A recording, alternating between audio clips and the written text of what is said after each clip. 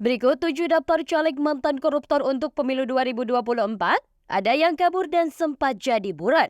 Manajer Riset dan Program The Indonesian Institute, Aprianto Purbolaksono, meminta calon anggota legislatif mantan koruptor yang akan ikut serta pada pemilu 2024 membuat pernyataan pernah melakukan korupsi pada semua alat peraga kampanye, baik untuk secara luring maupun daring. Indonesian Corruption Watch menyatakan terdapat 15 nama mantan narapidana kasus korupsi yang terdaftar dalam daftar calon sementara tingkat DPR RI hingga DPD RI untuk pemilu 2024.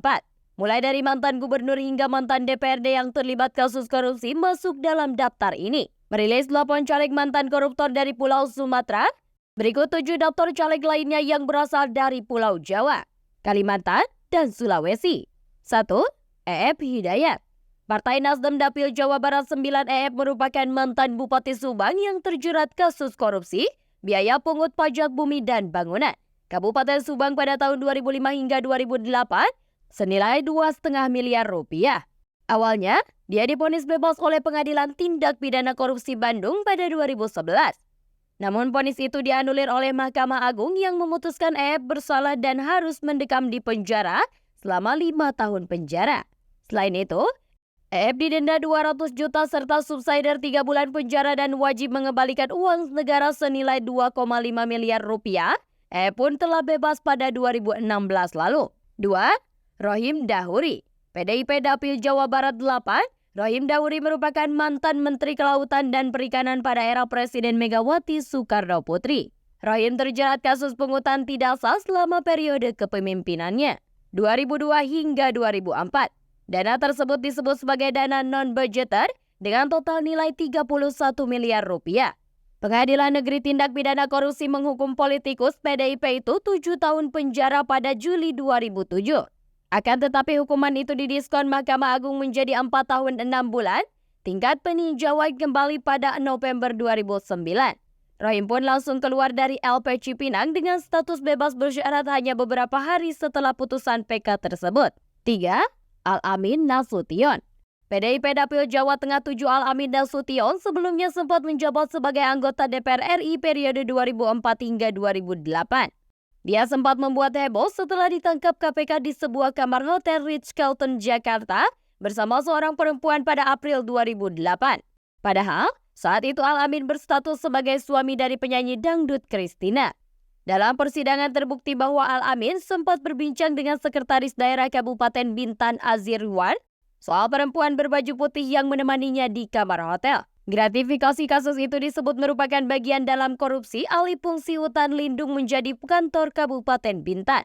Selain itu, Al-Amin juga dijerat dengan 2 perkara lainnya, yaitu proyek alih fungsi hutan lindung menjadi pelabuhan Tanjung Api dan pengadaan GPS di Departemen Kehutanan.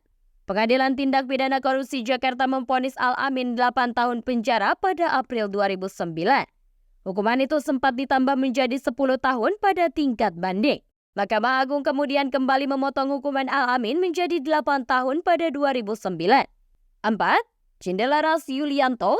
DPD RI Dapil DI Yogyakarta Cindelaras Yulianto merupakan mantan anggota DPRD Kota Yogyakarta dari fraksi PDIP periode 1999 hingga 2004. Dia terserat kasus korupsi dana purna tugas 3 miliar rupiah bersama 15 anggota DPRD Kota Yogyakarta lainnya.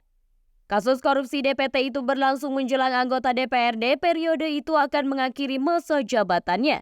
1 orang anggota mendapat dana DPT senilai 75 juta rupiah, potong pajak penghasilan 15% dan 4 November 2003.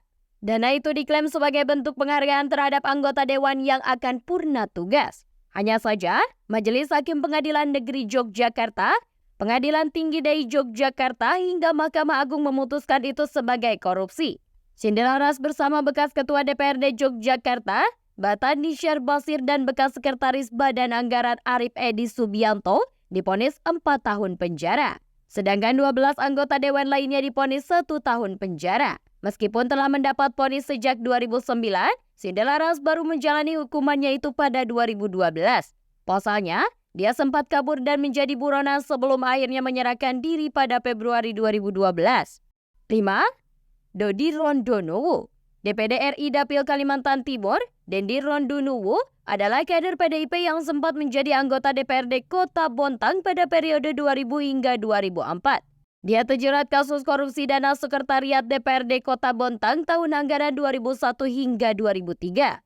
Bersama 24 anggota DPRD Kota Bontang lainnya, Dodi dinilai telah menyalahgunakan kekuasaannya untuk membeli sejumlah barang pribadi hingga dana beasiswa dan asuransi.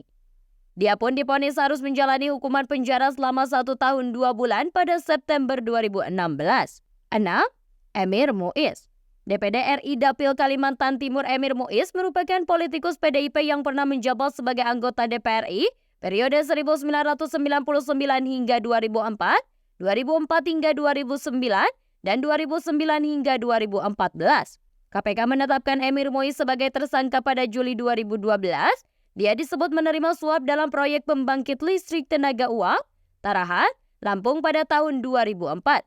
Pengadilan Tindak Pidana Korupsi Jakarta memvonis Emir dengan hukuman 3 tahun penjara plus denda 150 juta rupiah pada 14 April 2014. Emir disebut terbukti menerima hadiah atau janji sebesar $357.000 dari konsorsium Alstom Power Incorporated Amerika Serikat dan Marubeni Incorporated Jepang yang memenangkan tender proyek tersebut.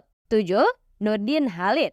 Partai Golkar Dapil Sulawesi Selatan II Nurdin Halid merupakan pengusaha sekaligus politikus yang pernah menjabat sebagai anggota DPR RI dari fraksi Partai Golkar pada periode 1999 hingga 2004. Dia pun telah terpilih sebagai Ketua Umum PSSI pada 2003 menggantikan Agung Gumelar. Dia terjerat sejumlah kasus impor barang, mulai dari gula, minyak goreng hingga beras. Pada 2007, Majelis Hakim Kasasi Mahkamah Agung memvonis Nurdin Halid hukuman 2 tahun penjara lantaran dianggap melakukan korupsi distribusi minyak goreng Bulog senilai 169 miliar lebih. Putusan kasasi tersebut membatalkan vonis Pengadilan Negeri Jakarta Selatan yang sebelumnya membebaskan Nurdin. Dia pun akhirnya menghirup udara bebas pada 17 Agustus 2006. Pada 18 Agustus 2023, KPU telah menetapkan DCS untuk pemilu 2024. Dia meminta masyarakat memberikan masukan jika mendapati caleg yang bermasalah. Meskipun demikian, ICW menilai KPU tak transparan karena tak mengumumkan status para caleg yang merupakan mantan narapidana kasus korupsi.